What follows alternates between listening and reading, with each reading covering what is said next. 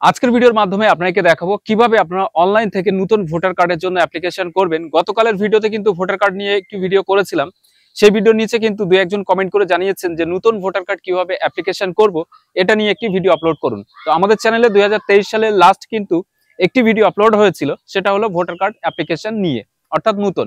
তো এই 2024 সালে যতগুলো যদি কোনো চেঞ্জেস বা কোনো আপডেট থাকে, সেটাও এই ভিডিওর মাধ্যমে কিন্তু আপনারা দেখতে পারবেন বা জানতে পারবেন। আমি স্টেপ বাই স্টেপ কিন্তু দেখিয়ে দিয়েছি কিভাবে নতুন ভোটার কার্ডের জন্য অ্যাপ্লিকেশন করতে হবে, ডেট অফ বার্থ প্রুফ হিসেবে কি ডকুমেন্টসটা দিতে হবে, অ্যাড্রেস প্রুফ হিসেবে কোন ডকুমেন্টসটি আপলোড করবেন। এছাড়াও আপনাদেরকে ভোটার কার্ড অনলাইন অ্যাপ্লিকেশন করার পরে কি কি নথিপত্র এবং কোথায় গিয়ে জমা করতে হবে তার A to Z তথ্যটাই এই ভিডিওর মাধ্যমে আপনারা কমপ্লিটলি কিন্তু পেয়ে যাবেন। সুতরাং অবশ্যই ভিডিওটি কিন্তু প্রথম থেকে শেষ পর্যন্ত আপনারা দেখতে থাকবেন। তো চলুন সরাসরি চলে যাব আমরা কম্পিউটার স্ক্রিনে, সেখান থেকে আপনাকে দেখাবো A to Z তথ্যটি নতুন ভোটার কার্ড কিভাবে অনলাইন থেকে আপনি নিজেই বাড়িতে বসে আপনার ফোন বা ল্যাপটপ বা কম্পিউটার থেকে অ্যাপ্লিকেশন করবেন। তো প্রথমেই আপনাকে ওপেন করতে হবে voters.eci.gov.in এই অফিসিয়াল ওয়েবসাইটটা ওপেন করার পরে দেখবেন এরকম ইন্টারফেসটি ওপেন হবে।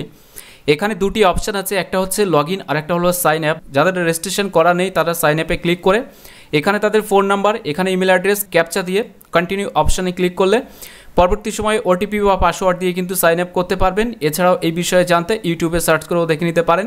যাদের ক্ষেত্রে রেজিস্ট্রেশন করা আছে, অর্থাৎ ম্যাক্সিমাম মানুষের ক্ষেত্রে এটা রেজিস্ট্রেশন করা রয়েছে, তারা লগ ইন অপশানে ক্লিক করবেন। এখানে আইডি পাসওয়ার্ড ক্যাপচা দিয়ে আপনারা কিন্তু লগ ইন করে নেবেন। সাকসেসফুলিভাবে লগ ইন হওয়ার পরে দেখবেন এরকম ড্যাশবোর্ডটি কিন্তু ওপেন হবে। এখান থেকে আপনাকে যেটা করতে হবে, new registration for general electors এই অপশানে ফিল ফর্ম 6 এখানে আপনাকে ক্লিক করতে হবে।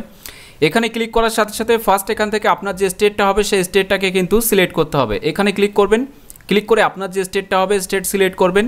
ডিস্ট্রিক্ট আপনার ক্ষেত্রে যেটা হবে সেটাই সিলেক্ট করার পরে এখানে আপনার অ্যাসেম্বলি কনস্টিটিউসি অর্থাৎ বিধানসভা যেটা সেটা সিলেক্ট করবেন।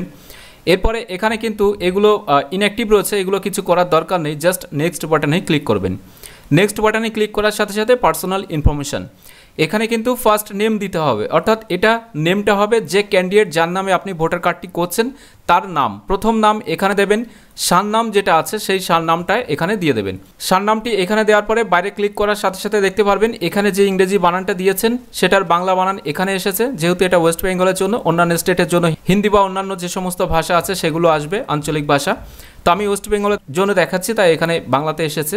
এরপরে যদি এখানে বাংলা বানানে কোনো ভুল হয়ে থাকে তাহলে আপনারা এখানে যে কিবোর্ডটা আছে কিবোর্ডে ক্লিক করে কিন্তু এগুলোকে কারেকশন করে নিতে পারবেন। এরপরে দেখতে পারবেন একটা পাসপোর্ট সাইজের ফটো কিন্তু দিতে হবে, যেটা জেপিজি বা জেপিইজি হতে হবে। এছাড়াও এখানে কিন্তু বলা হয়েছে যে পাসপোর্ট সাইজ কালার ফটো দিতে হবে, সাথে কিন্তু ফুল ফেসটা থাকতে হবে এবং ব্যাকগ্রাউন্ড যেটা সেটা যেন সাদা হয়, এটা কিন্তু উল্লেখ করা আছে। যদিও কালার ফটো দিলেও হয়, কিন্তু এখানে যেহেতু হোয়াইট বলা হয়েছে তাই আপনারা এখানে হোয়াইট দিয়ে দেবেন। এর জন্য চুজ ফাইলে ক্লিক করে আপনার যে ফটোটা আছে সেই ফটোটাকে সিলেক্ট করতে হবে। এর জন্য আমি চুজ ফাইলে ক্লিক করলাম। চুজ ফাইলে ক্লিক করার সাথে সাথে আপনার ফটোটা যখনই আপনি সিলেক্ট করে দেবেন তখন দেখবেন এরকম ইন্টারফেসটি কিন্তু আসবে। এখান থেকে আপনার ফটোটাকে আপনি অ্যাডজাস্ট করতে পারবেন, যেমনটা এখান থেকে আপনি একটু চাইলে জুমটা কিন্তু বাড়িয়ে নিতে পারেন, আপনার যতটা প্রয়োজন সেই অনুযায়ী আপনারা এভাবে কিন্তু অ্যাডজাস্টমেন্ট করে নিতে পারেন।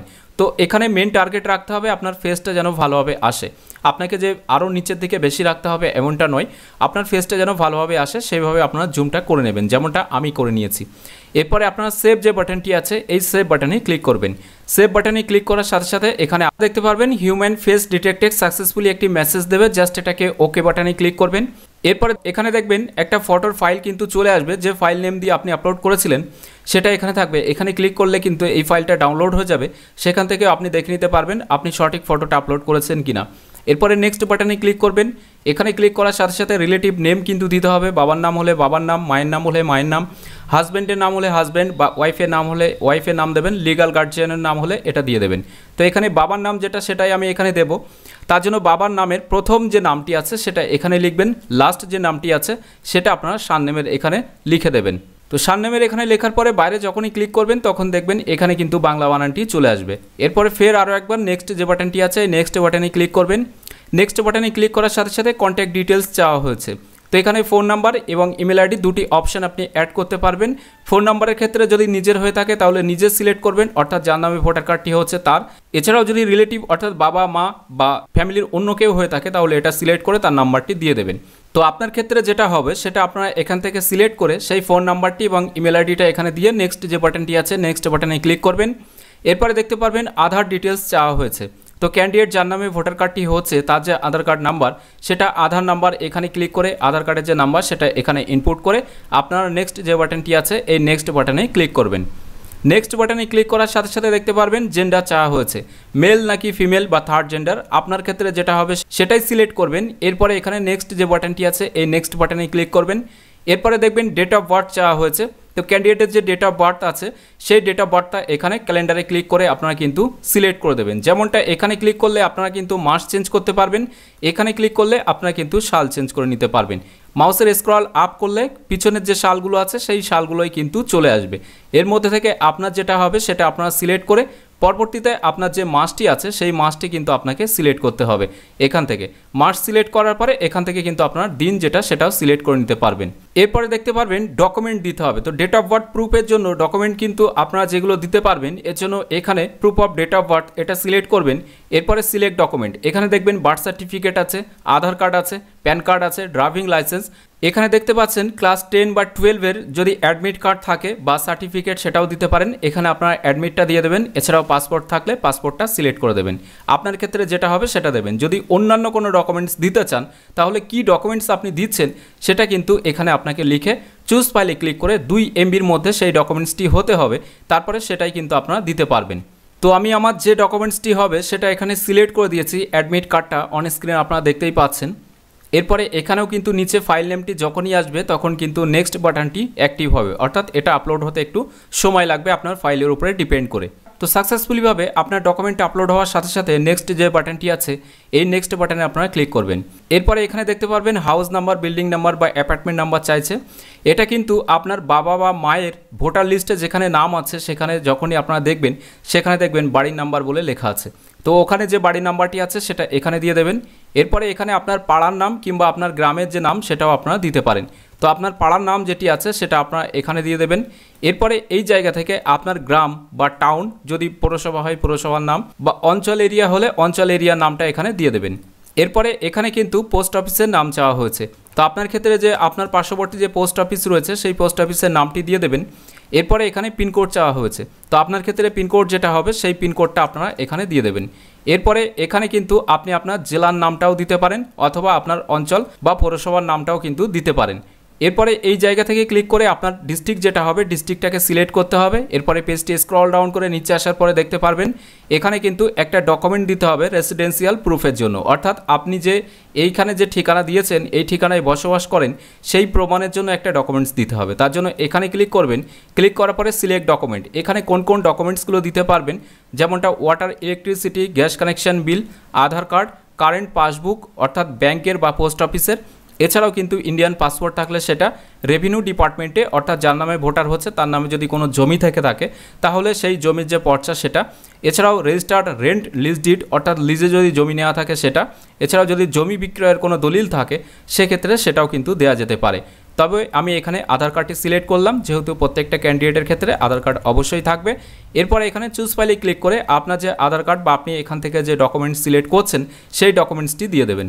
তো অ্যাড্রেস প্রুফ ডকুমেন্টসটি আপলোড করার সাথে সাথে এখানে দেখবেন এখানে আপনার ফাইল নেমটা চলে আসবে। এরপরে নেক্সট যে বাটনটি আছে এই নেক্সট বাটনে আপনারা ক্লিক করবেন। এখানে ক্লিক করার সাথে সাথে দেখতে পারবেন যদি ডিসেবিলিটি হয়ে থাকে তাহলে কি ধরনের ডিসেবিলিটি সেটা এখান থেকে সিলেক্ট করতে হবে। যদি কিছু না হয়ে থাকে তাহলে এই অপশানটা আপনারা ছেড়ে দেবেন। জাস্ট এখানে নেক্সট যে বাটনটি আছে এই নেক্সট বাটনে ক্লিক করবেন। এরপরে দেখতে পারবেন এখানে একটা ফ্যামিলি মেম্বার ডিটেল দিতে হবে। এটা বাবা হতে পারে, মা হতে পারে, বা স্বামীর ক্ষেত্রে স্ত্রী হতে পারে, স্ত্রীর ক্ষেত্রে স্বামী হতে পারে, কিংবা লিগ্যাল গার্জিয়ান যদি হয়ে থাকে সেটা। তো তার জন্য তার ভোটার কার্ডে যে নামটি আছে সেটা এখানে লিখে দেবেন, যে বানানটি আছে সেম টু সেম। এরপরে এখানে সিলেক্ট রিলেশন এটা সিলেক্ট করবেন, বাবা হলে বাবা, মা বা ওয়াইফ আপনার ক্ষেত্রে যেটা হবে সেটা, এবং তার ভোটার কার্ড নাম্বার যেটা সেটা আপনাকে এখানে দিতে হবে। দেওয়ার পরে নেক্সট যে বাটনটি আছে এই নেক্সট বাটনে ক্লিক করবেন। নেক্সট বাটনে ক্লিক করার সাথে সাথে এখানে দেখতে পারবেন ডিক্লারেশন একটা অপশান দিয়ে দেওয়া হয়েছে। জাস্ট এই জায়গা থেকে আপনার ভিলেজের যে নামটি আছে সেই নামটি আপনারা দিয়ে দেবেন। এরপরে এখান থেকে আপনার যে স্টেট হবে সেই স্টেটের নামটি দিয়ে দেবেন। এরপরে এখানে স্টেট দেওয়ার সাথে সাথে ডিস্ট্রিক্ট যেটা হবে সেটা কিন্তু এখানে লিস্টে চলে আসবে, এখান থেকে সেটা সিলেক্ট করে দেবেন। এরপরে বলা হচ্ছে যে আপনি যে ঠিকানাটা দিয়েছেন সেই ঠিকানায় কতদিন যাবৎ বসবাস করছেন। যদি আপনার যে ঠিকানা সেটা আপনার বাই বার্থ বা জন্মসূত্রে হয়ে থাকে তাহলে এখানে আপনার ডেট অফ বার্থ যেটা সেটা দিয়ে দেবেন। যদি দেখা যাচ্ছে আপনার ফ্যামিলি অন্য জায়গাতে থাকে সেক্ষেত্রে সেখানে যতদিন আছেন সেই মাস এবং সালটা এখানে আপনাকে দিতে হবে। এরপরে আর কিন্তু কিছু করার দরকার নেই, জাস্ট পেজটিকে স্ক্রল ডাউন করে আপনারা নিচে চলে আসবেন। এরপরে এখানে প্লেসের যে নামটি আছে সেই প্লেসের নামটি আপনারা আরেকবার দিয়ে দেবেন, অর্থাৎ আপনি যেখান থেকে আবেদন করছেন সেই প্লেসের নামটি। তো এখান থেকে আমি প্লেসের নাম যেটা সেটা দিয়ে দিলাম। এরপরে নেক্সট যে বাটনটি আছে নেক্সট বাটনে ক্লিক করবেন। এরপরে দেখতে পারবেন ডিক্লারেশন দেওয়ার সাথে সাথে এখানে ক্যাপচাটি শো হবে এবং ক্যাপচা শো হওয়ার সাথে সাথে দেখতে পারবেন OTP will be send to. এখানে আপনি যে ফোন নাম্বার দিয়েছিলেন ওই ফোনে কিন্তু একটি ওটিপি যাবে। তার জন্য আপনাকে যেটা করতে হবে এখানে ক্যাপচাটা দিয়ে দেবেন। এরপরে সেন্ড ওটিপি যে অপশানটি আছে এই সেন্ড ওটিপি অপশানে আপনারা ক্লিক করবেন। এখানে ক্লিক করার সাথে সাথে দেখতে পারবেন আপনার এই নাম্বারে কিন্তু একটা ওটিপি যাবে, যে ওটিপিটা আপনাকে এখানে ইনপুট করতে হবে। তো আমার ফোনে যে ওটিপি গেছে সেটা আমি এখানে ইনপুট করে দিচ্ছি। তো বন্ধুরা আমি এখানে ওটিপিটা দিয়ে দিয়েছি। এরপরে প্রিভিউ অ্যান্ড সাবমিট যে বাটনটি আছে এখানে ক্লিক করবেন। এখানে ক্লিক করার সাথে সাথে দেখতে পারবেন এখানে আপনার অ্যাপ্লিকেশন ফর্ম যেটা সেটা কিন্তু ওপেন হবে। এবার আপনারা এটাকে স্ক্রল ডাউন করে নিচে নিয়ে এসে সমগ্র ডিটেলসটা দেখে নেবেন যে আপনি যে সমস্ত ইনফরমেশানগুলো দিয়েছেন সেগুলো সব কিছু ঠিকঠাক আছে কিনা। তো ফাইনালি যখনই এখানে দেখা সব কিছু কমপ্লিট হয়ে যাবে, অর্থাৎ এখানে যদি দেখেন যে এই ফর্মে প্রিভিউ ফর্মে সব কিছু ঠিকঠাক আছে তাহলে সাবমিট বাটনে ক্লিক করবেন। আর যদি দেখেন কোনো ভুল আছে তাহলে কিপ এডিটিং এই অপশানে ক্লিক করে কিন্তু আপনাকে এডিট করে নিতে হবে। তো আমার ক্ষেত্রে যেহেতু সব কিছু ঠিকঠাক আছে তাই আমি এখানে সাবমিট যে বাটনটি আছে এই সাবমিট বাটনে ক্লিক করলাম। এরপরে দেখতে পারবেন are you sure want to submit this form, এখানে ইয়েস অপশানে ক্লিক করবেন। ইয়েস অপশানে ক্লিক করার সাথে সাথে দেখতে পারবেন এখানে অ্যাকনোলেজমেন্ট যেটা সেই অ্যাকনোলেজমেন্ট নাম্বারটি কিন্তু জেনারেট হয়ে গেছে। এখানে আপনারা দেখতে পারবেন এই নাম্বারটা অবশ্যই নোট করে রাখবেন। এছাড়াও ডাউনলোড অ্যাকনোলেজমেন্ট যে অপশানটি আছে অতি অবশ্যই ডাউনলোড অ্যাকনোলেজমেন্ট অপশানে যখনই ক্লিক করবেন তখন একটু প্রিভিউটা শো হবে। এরপরে আপনার ফাইল যেটা সেটা কিন্তু ডাউনলোড হয়ে যাবে এবং এই কপিটাকে প্রিন্ট করে রেখে দেবেন। এর মধ্যেই কিন্তু আপনি আপনার এখানে অ্যাকনোলেজমেন্ট নাম্বার যেটা সেটাও কিন্তু পেয়ে যাবেন। এবার এর সাথে যে সমস্ত ডকুমেন্টসগুলো আপনাকে আপনার বিডিও অফিসে জমা করতে হবে বা বিএলআরওর কাছে, সেগুলো হলো আপনি যে সমস্ত ডকুমেন্টসগুলো অ্যাড করেছেন বা আপলোড করেছেন সেগুলো, সাথে কিন্তু আপনার বাবা মায়ের ভোটার কার্ড, আধার কার্ড, রেশন কার্ড, এই সমস্ত ডকুমেন্টস, সাথে সাথে আপনার স্কুলের যে সমস্ত ডকুমেন্টসগুলো আছে সেগুলো এবং আপনার বার্থ সার্টিফিকেট থেকে শুরু করে যে সমস্ত ডকুমেন্টস আছে সবগুলো নিয়ে কিন্তু আপনাকে আপনার লোকাল যে বিডিও অফিস রয়েছে সেখানে ইলেকশন সেল যেখানে আছে সেখানে গিয়ে কিন্তু আপনাকে অরিজিনাল সাথে একটা জেরক্স কপি নিয়ে কিন্তু সেখানে ভেরিফিকেশনের জন্য যেতে হবে এবং যাওয়ার পরপরই কিন্তু আপনার ভোটার কার্ড যেটা সেটা জেনারেট হয়ে যাবে। তো আজকের ভিডিওর মাধ্যমে আপনাকে ভোটার কার্ড নিয়ে স্টেপ বাই স্টেপ কিন্তু জানিয়ে দিলাম কিভাবে আপনি আপনার ভোটার কার্ডের জন্য অনলাইনে অ্যাপ্লিকেশন করবেন নিজেই বাড়িতে বসেই তার স্টেপগুলো। তো আশা করি আপনার সম্পূর্ণ তথ্যটি পরিষ্কার বুঝতে পেরেছেন। যদি কোনো কিছু বুঝতে অসুবিধা হয় তাহলে অবশ্যই কিন্তু আপনারা এই ভিডিওর নিচে কমেন্ট করবেন। আমি চেষ্টা করব সেই কমেন্টের ভিত্তিতে আপনাকে সঠিক উত্তরটি প্রোভাইড করার জন্য। তো এখনকার ভিডিওটা এখানেই শেষ করছি। ভিডিওটি প্রথম থেকে শেষ পর্যন্ত দেখার জন্য আপনাদের সকলকে জানাই অসংখ্য অসংখ্য ধন্যবাদ।